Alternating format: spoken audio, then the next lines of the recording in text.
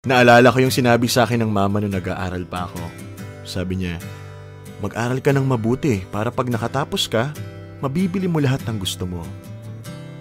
Pero ngayon, ang hirap palang gawin. Sa realidad, pakiramdam ko parang mali ang unahin ng sarili. Hindi ganun kadali. Lalo na ngayon na hindi na halos nagtatrabaho ang parents ko.